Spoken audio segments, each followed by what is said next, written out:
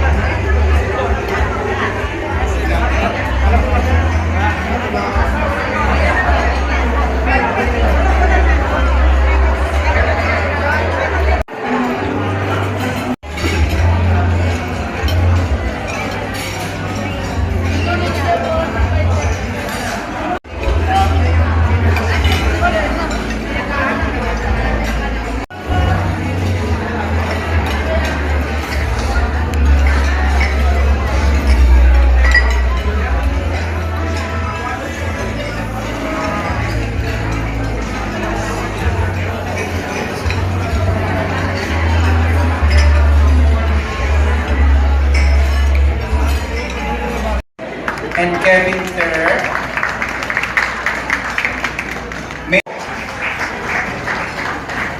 Welcome sa BCBP breakfast. And ini-encourage po natin ang table sa harapan to please welcome our first-timers in front.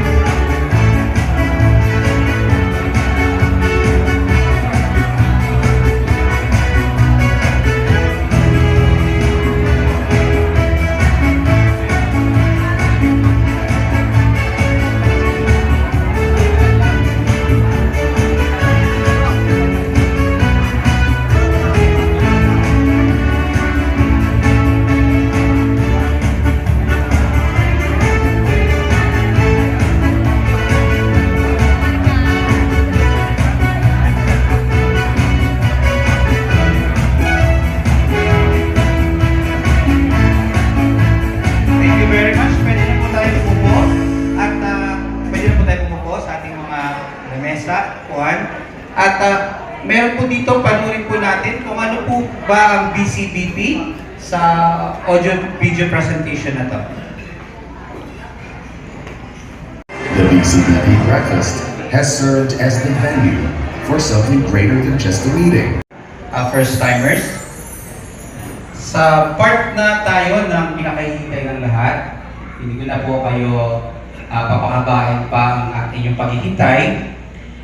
Our brother and sister share for this morning is the Cluster Managing Director of Southern Tagalog Area 1 and 2 and Central and Northwest Luzon area. They have 2 children. They are product of BCLP number 16 noong pang 2007 sa Imus. Di ko na ko pakakabahan, please welcome our share for this morning, Brother Ed and Sis Mitch Ancheta.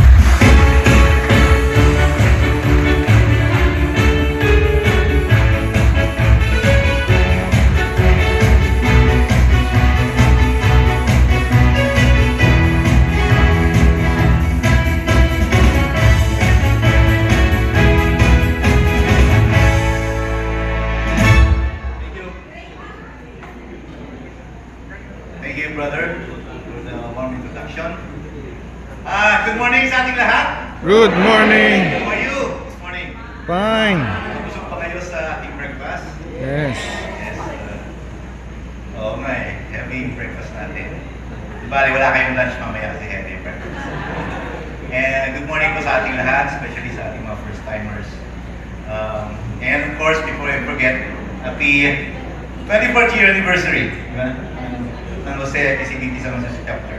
Yes. So, very fortunate tayo because we have the first timers here sa table na to, and sabi sa PCBP, without the first timers, hindi successful ang breakfast. So, salamat po sa pagdalo. Simulan po namin ang aming sharing. Again, peace be with you sa inyo lahat. Peace be with you. How can we share nearly 6 decades of our lives in 20 minutes? And more importantly, what about our story? Might resonate with you, perhaps even inspire you. As we prepared, some verses from Psalm 139 came to mind, perfectly encapsulating our journey. Because it says, and I quote, "Lord, you have probed me, you know me. Even before a word is on my tongue, Lord, you know it all. You formed my innermost being. You knit me in my mother's womb. Your eyes foresaw my actions. In your book all written down. My days were shaped before one came to be." I am Ed Ancheta. And I am Mitch Ancheta. Mas maganda yung mic mo. I am Mitch Ancheta. Hello. Sorry, Asa. We've been married for 33 years and we have 2 children, sabi nga ni bro. I own a business and Mitch is a company president. Today we want to share how God transformed our lives from disarray to order, from unfaithfulness to faithfulness. Would you like to hear a story? Yes! Yung first timers natin, gusto nyo marinig ang kwento namin. Thank you.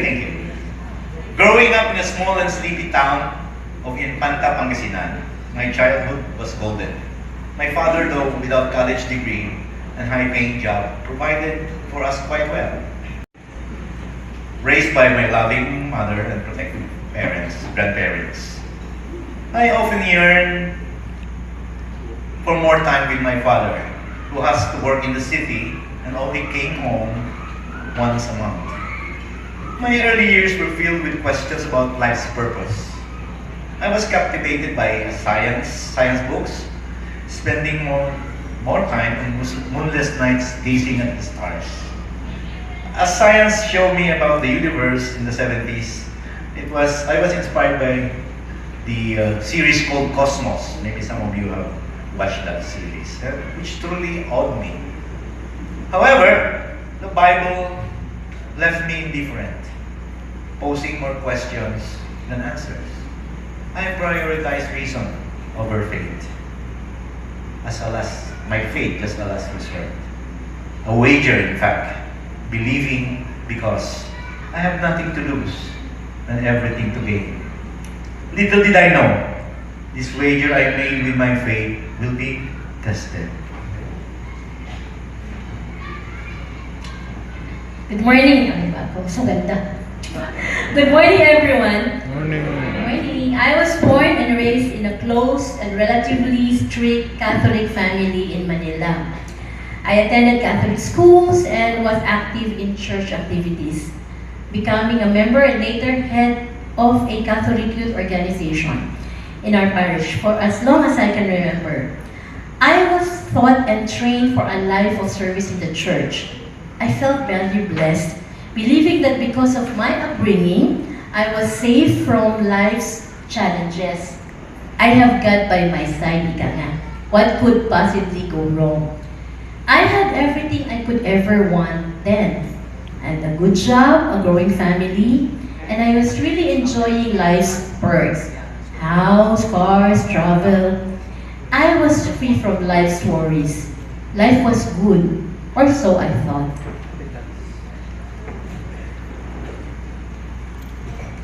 After graduating college, I met Mitch in a company we both worked for. Our relationship progressed after coming home from a 2-year work abroad in Saudi Arabia, and things went swiftly when she got pregnant. My prayers were shallow, only for material wants. I relied on my abilities, rational thinking, and logic, with prayer as a mere afterthought. Our careers consume us, even eroding our marriage and our roles as parents then. The strain became unbearable. I lost my way, betraying Mitch's trust. He has to this day.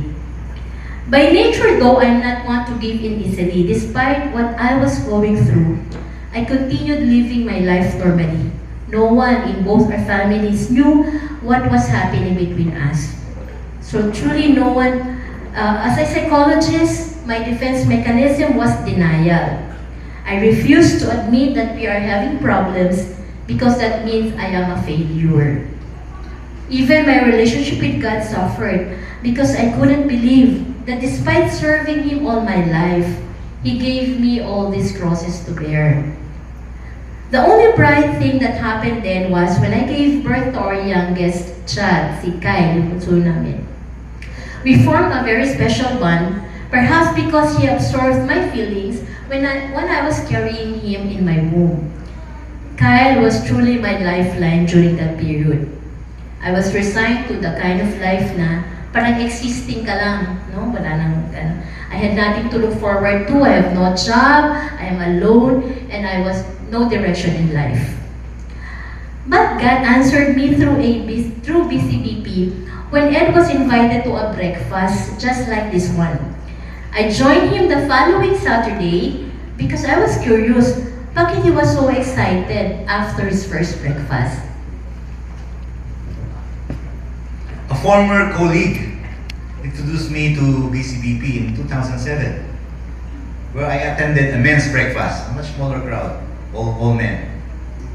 I couldn't forget the warmth.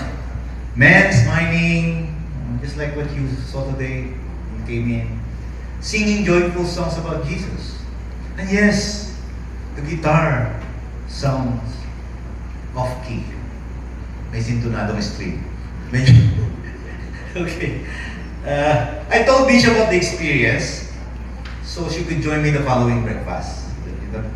Joint breakfast like this. There, this time, the men were there with their wives singing, and the guitar was better. There was a tambourine even dancing. I don't remember the music anymore, but I was struck by the couple shared about their life with Jesus Christ. It felt like Jesus was calling me. Soon after, we attended a Christian life program that forever transformed our outlook in life. We found the missing ingredient to our renewed life through the BCBP. Missing ingredient was Jesus, the one whose existence I've questioned, the one on whom I placed my faith in a skeptical wager, but remained faithful, the one I thought would never interfere with my life, but brought healing and order. BCBP teachings instill values that transform us. For more than 19 years na tayo, going 20 years, I tried to live out these Christian values, bringing order to my family, community, business, and relationships. BCBP has also given us the privilege to care and lead others towards Jesus. the opportunity to love, encourage, build, inspire, and pray for others. Learn to offer our time, treasure, and talents back to God, recognizing that we are merely stewards. Supporting the community's mission and programs is a response to God's daily providence. Small things that once taken for granted, like waking up, breathing food, water, became meaningful. Sharing our talents fulfills a calling to be a lamp that shines and a salt that flavors food. We may never know whom our example might inspire. In the electronics industry to which my business caters, margins are tight and the pressure to play the game is immense. As the solo owner of Cross Seeker Training, a small business which I put up in 2012, I don't just manage my sales and profits, I also manage how I witness. During the initial stage of my business, that witnessing was put to the fire. A customer approached me with a proposition that is all too common in the marketplace, in the shadows of commerce. Like, inflate your price, kick back a commission to me, and the deal is yours. At that moment, it wasn't just a business transaction on the line. I was still new in the community during that time. It was my soul's alignment with Christ's values. Through the strength of the BCBP community and a life that is being anchored in my prayer, I choose to walk away from the compromise. I realized then that the fruit of the Spirit, which was slowly growing in me, isn't a passive trait. It was a shield forged in the heat of temptation. Overcoming the first temptation is the hardest part. Once you say no, however, to the world, but saying yes to God becomes effortless. How was I able to pull this through?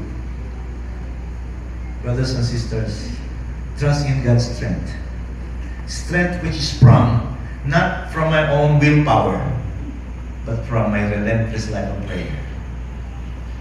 God's promise is, when we serve a faithful provider, when we refuse to shortcut our way to success, we open the door for the Lord to provide exactly what we need and exactly when we need it. Trust isn't just a feeling.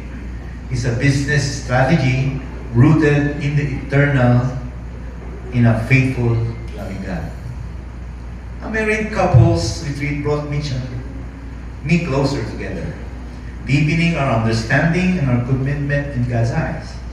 I realized a successful marriage needs a third party. Third party na naman. Spouse and the Lord.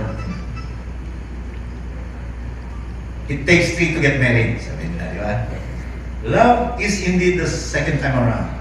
Pero I'm not encouraging you guys to, just experience the love is sweeter the next time around. Don't do it. You don't know what you're getting into. Reading the scriptures daily now makes sense. Understanding and discernment replace my indifference.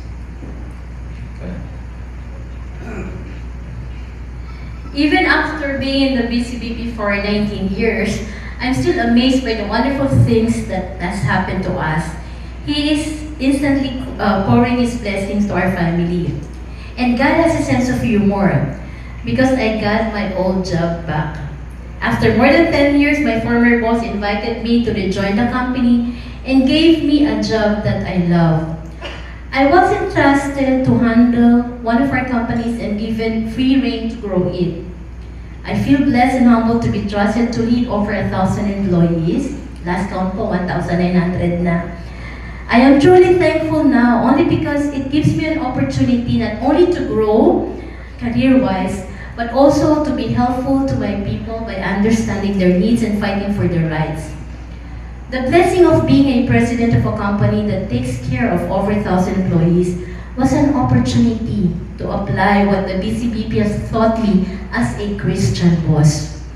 I have placed the welfare of my employees my priority. In a practice that is against all the odds, I have made all my employees permanent and regular, providing them security of tenure and offering them benefits above the standard or norm in the Philippines. And I know that God is helping me achieve all this, as in the past year, I have more than doubled the number of employees in my company. My job is challenging and demands a lot of my time, and oftentimes I fear that I will not be able to support Ed in his service to the community. But I am really amazed that I will always find time despite my busy schedule. Kagaya ngayon, buti na lang holiday kahapon. Walang pasok. I am a living witness, my dear brothers and sisters, that if you put God first, everything will fall in its perfect place. I have kept these words in my heart, the words that have always guided us in our service to the community. It says, we do not serve and expect to get rewards and blessings, but we serve because we already received these blessings. In the BCBP, we were entrusted various services, stewardship of leaderships, which not only helped me in my journey of personal growth, but a way for a daily encounter and reliance on God for His countenance and empowering grace. As a former area managing director for BCBP Southern Tagalog, overseeing 24 chapters na tayo, 24 chapters, and many outreaches and missions covering 5 provinces. Not to mention or sponsoring 3 international missions in Perth, Australia, Bangkok, and Vietnam. Meron tayong international mission for your information. I surrender myself to His guidance, praying my vocation will give Him all the glory and honor a servant can give to his faithful master. Ito pa, after restructuring the Bancom last year, nalagdagan ng role ko as, yun nga, cluster managing director, although wala akong budget. Totoo naman ang budget. Mga pa rin ng handling Southern Tagalog course and newly assigned to me Central Luzon and Northwest Luzon. So, we are so thankful to the BCBP and to the members placed under our care. They are as passionate as we are when it comes to serving the Lord, the community and its mission. They are brothers and sisters from different walks of life, businessmen and professionals, experts in their own field, people who made a name for themselves, yet united in spirit and mindset in giving glory and honor to God by fulfilling His mission. Friends, this is the way of life of the brotherhood. Something that each member of the BCBP strives and try to live out. It's the way of the cross, the love for God and the love for the fellow man. Looking back, I think we've made great strides in understanding life's meaning. Some questions are answered, others await. My faith deepens my view that no matter how rich, famous, or powerful we become, it's fleeting. We will be gone, forgotten. But relationships that we build with the Lord now until the end truly matters. I am always reminded that I mustn't stop at the awe of miracles and answered prayers. I must pursue God's will, not mine. To look beyond, seek, believe, and do God's will, making it my daily prayer. We are still work in progress. We are not perfect. Our story continues. But we make each day count by letting Jesus take the wheel. We strive to bring order to our lives every day. For occasional hiccups, obstacles, and challenges, we count on a faithful God to get us back on track. Our future is uncertain, but one thing is certain: no more wagers, no more doubts, no more fear. we put our faith and trust in Jesus completely. Para sa inyo to. Your presence here today isn't a coincidence. We believe those who invited you were instruments for you to hear our story, to see how God's hands is working through us. It was the Lord who called you here, offering His extraordinary friendship, His love and mercy. We thank your sponsors, of course, for bringing you here. Today could be the start of a life-changing journey, picking up the pieces, putting back order. Come back again and bring your colleagues with you. Pay it forward, and share what you experienced here today. Let us leave you with this quote. I hope you can remember this. Yesterday is history, tomorrow a mystery, but today is a gift. That's why it's called present. And wherever you go, your present today is Jesus. Take Him with you and let Him lead your life. We pray that this sharing has touched your hearts and that this meeting has been worthwhile. Today, you become a blessing to this community, the DCBP. And we hope that it has been a blessing to you as well.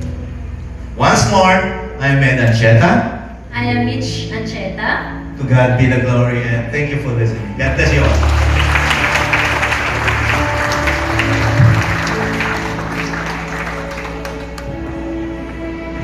Thank you, Brother Ed and Sis Mitch.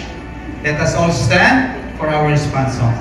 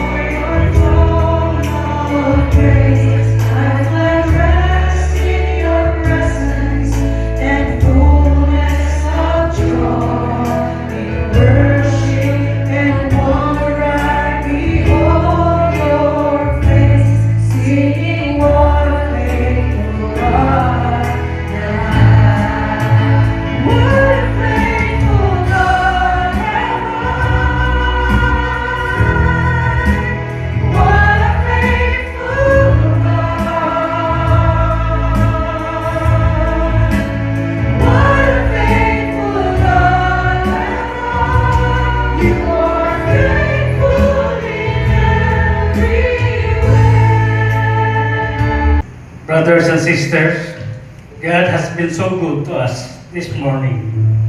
Through Brother Ed and Sister Mitch, He has reminded us of His faithfulness through every season of life, through our joys and our struggles, through our failures and our victories.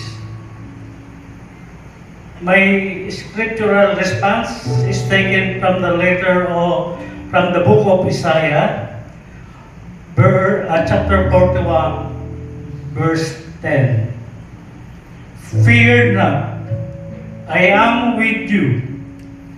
Be not dismayed. I am your God. I will strengthen you and help you and uphold you with my right hand of justice. Let us pray. God, napakabuti niyo po sa bawat isa sa amin. Lalo na sa pagkakataon ito, tinipon mo kami lahat. Andyan yung kasayahan sa aming puso na magkita-kita kaming muli. Mga kapatid namin tuwid pa ng dagat, dumaan sa mga bundok para lamang makapiling namin sa umaga ito. Anong buti mo, Lord, iningatan mo ang bawat isa sa amin.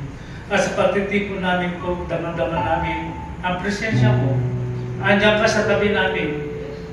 Nabipil namin ang init ng banal na Espiritu habang kami ay nakikinig sa magandang life testimony ni Brother Ed and Sister Mitch. marami kaming natutunan, Lord, sa kanilang testimony. At ang higit sa lahat na pinapasalamat namin, ang kaayusan ng aming pagtitipon, ang maraming dumalo, masaya kami, nakita-kita kami. Kaya Lord, sa pagtatapos ng breakfast na ito, muli din namin hinihiling ang iyong paggabay, lalo na sa community ito, na nagiging hagdan namin o baka kami sumasakay patungo sa iyong kaharian, Lord. Kaya Lord, nakit talaga ang aming pasasalamat at pagbugay sa iyong banal na pangalan, sa matamis na pangalan ng aming Panginoong Jesucristo, at ganun din sa paggabay ng aming ina na lagi sa lolo. At lang lahat ito, Lord, ay patuloy naming hinihiling sa aming Panginoong Jesucristo na bubuhay siya at nag-ahari kasama ng Espiritu Santo magpasawalang hanggan. Amen. Sa ngalan ng Ama at ng Anak at ng Espiritu Santo. Amen.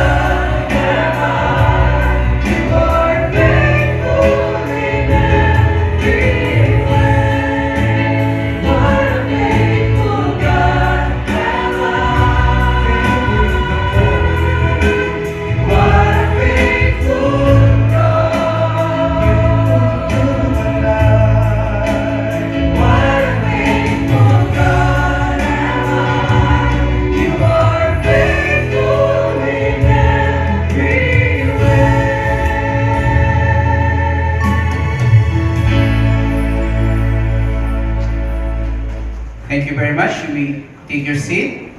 We are calling again Brother Ed and Sis Mitch for the presentation of token.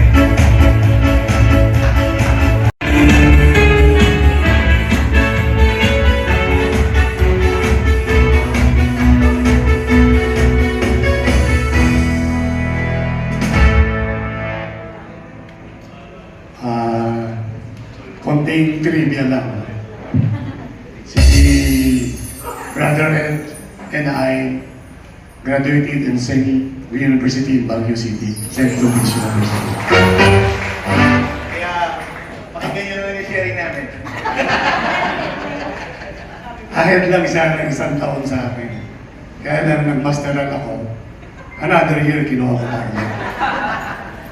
So, Brother Ed, Sister Mitz, masyado akong nakarelate sa inyong sharing.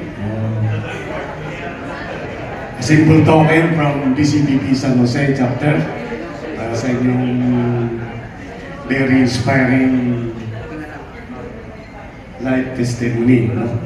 So, maraming salamat sa inyong pagdalo. Maraming salamat sa inyong presensya. Maraming salamat sa pagtanggap ng tao ng Panginoon. Thank you. Thank you, Sister Mitz. Thank you, Lord.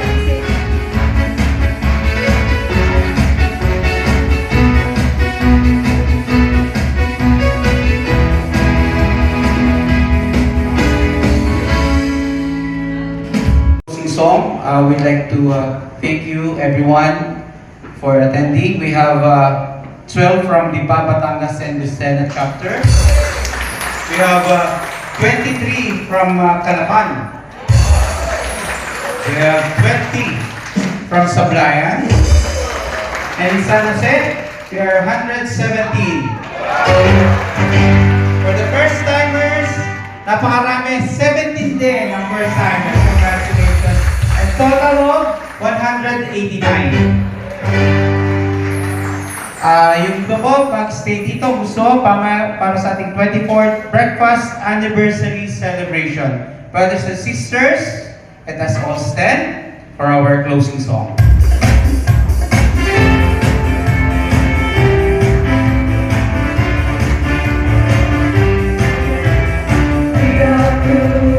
Christian people, sharing the love of our God, our Savior.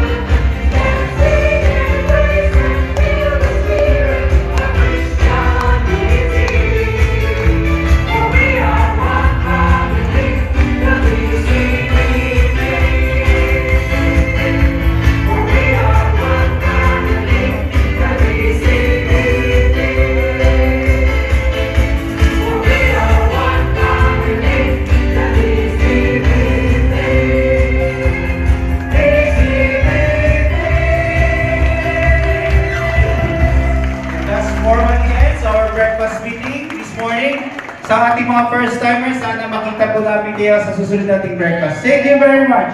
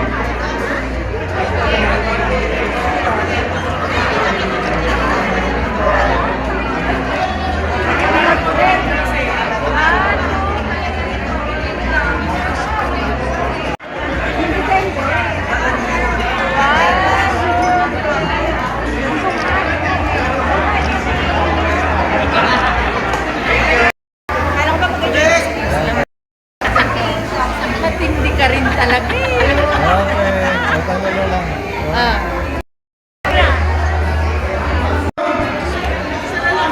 Balik na po tayo